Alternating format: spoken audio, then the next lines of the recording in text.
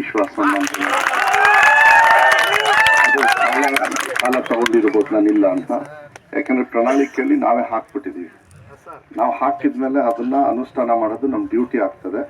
ಯಾಕೆಂದ್ರೆ ಆ ಅನುಷ್ಠಾನ ಮಾಡೋ ಇದು ಏನು 2023 ಪ್ರಣಾಳಿಕೆಯ ಅಧ್ಯಕ್ಷರಾಗಿ ಪರಮೇಶ್ವರ್ ಅವರಿದ್ರು, ಉಪಾಧ್ಯಕ್ಷರಾಗಿ ನಾನಿದ್ದೆ.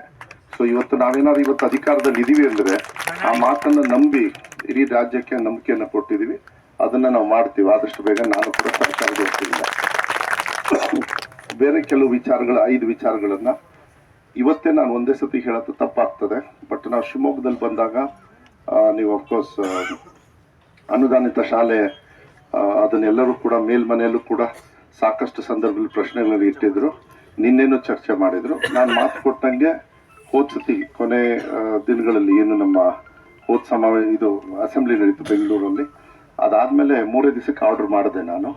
ಅದಾದ್ಮೇಲೆ ಪ್ರಕ್ರಿಯೆ ಸ್ಟಾರ್ಟ್ ಆಗ್ತದೆ. ಅದು ಡಿಲೇ ಆಗ್ತಾ ಇದೆ ಅಂತಕ್ಕಂಥದ್ದು ಭಾವನೆ ಬೇಡ. ಯಾಕಂದ್ರೆ ಸಾಕಷ್ಟು ಜನರು ವಿದ್ಯಾಭ್ಯಾಸವನ್ನು ಮಾಡಿ ಪಾಪ ಅವರು ಹೊಟ್ಟೆಪಾಡಿಗೆ ಮತ್ತೆ ಮಕ್ಕಳಿಗೆ ಶಿಕ್ಷಣ ಹೇಳ್ಕೊಡ್ತಕ್ಕಂಥ ವ್ಯವಸ್ಥೆಗೆ ಏನು ಅನುದಾನಿತ ಶಾಲೆಗೆ ನಾವು ಶಿಕ್ಷಕರನ್ನ ನೇಮಕಾತಿ ಪ್ರಕ್ರಿಯೆ ಏನಿದೆ ಅದನ್ನ 100ಕ್ಕೆ 100 ಆದಷ್ಟು ಬೇಗ ಮಾಡ್ತೀವಿ.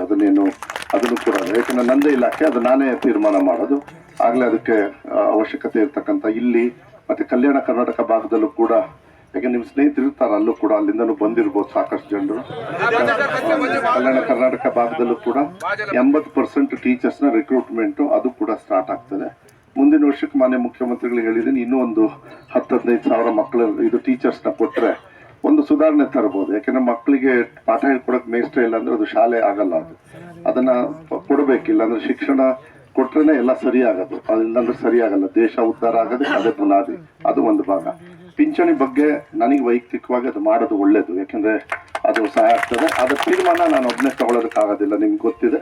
ಅದು ನಿಮ್ಮ ಪರವಾಗಿ ನಾನು ಸರ್ಕಾರಕ್ಕೆ ಮನವಿ ಮಾಡ್ತಕ್ಕಂಥದ್ದು. ನಾನು ಕ್ಯಾಬಿನೆಟ್ ಎಲ್ಲ ನಾನೇ ಇರೋದ್ರಿಂದ ಅದನ್ನು ಕೂಡ ಒತ್ತನ್ನು ಕೊಡ್ತಕ್ಕಂಥದ್ದು. ಇನ್ನು 3-4 ಕೆಲಸಗಳಿದಾವೆ. ನಾನು ಅದನ್ನ ಜ್ಯೋತಿ ಸಂಜೀವಿನಿ ಮತ್ತೆ ನಿಮ್ದು 2006ರಲ್ಲಿ ಪೂರಕವಾಗಿ ಕೆಲವು ವಿಚಾರಗಳು ಏನಿದಾವೆ ಅದನ್ನೆಲ್ಲದೂ ಕೂಡ ಫಸ್ಟ್ ಒಂದು ಮೀಟಿಂಗು ಇನ್ನೊಂದ್ಸತಿ ಮಾಡಿ ಮತ್ತೆ ಅದನ್ನ ನಾನು ಮಾನ್ಯ ಮುಖ್ಯಮಂತ್ರಿಗಳಿಗೆ, ನಾವ್ ಏನೇ ಮಾಡಿದ್ರು ಕೀಲಿ ಕೈ ಇರೋದು ಮಾನ್ಯ ಮುಖ್ಯಮಂತ್ರಿ ಕೈಲಿ. ನನ್ನ ಕೈ ಕೊಟ್ಟಿಲ್ಲ, ನನ್ಗೆ ಏನಾದ್ರು ಕೊಟ್ಟಿದ್ರೆ ಇಲ್ಲ ಕೊಟ್ಟು ಹೋಗ್ಬಿಡ್ತಿದ್ದೆ ನಾನು.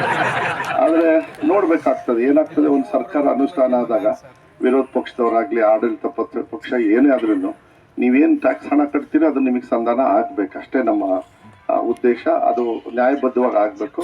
ನೀವು ಹೋರಾಟನೂ ಕೂಡ ನ್ಯಾಯಬದ್ಧವಾಗಿ ಕೇಳ್ತಾ ಇದ್ರಿ.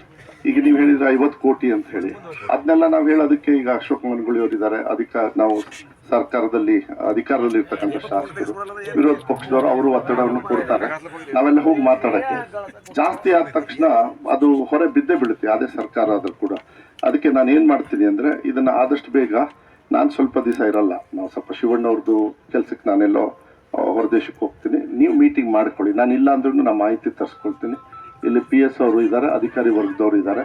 ನಮ್ಮ PRS ಅವ್ರು ಕೈ ಮುರ್ಕೊಂಡಾರೆ 2, ಅವರು ರಿಪೇರಿ ಆಗಲಿ. ಅವರು ಸ್ವಲ್ಪ ಅವ್ರು ಏನೋ ಅಲ್ಲಿ ಆಟ ಆಡಕ್ಕೆ ಹೋಗ್ಯಾರ ಡೆಲ್ಲಿಯಲ್ಲಿ, ಅದೆಲ್ಲ ಆಗ್ತಾವ. ಕೈ ಮುರಿದ್ರೇನೆ ಮನುಷ್ಯರು ಅನ್ನೋದು ಅದು.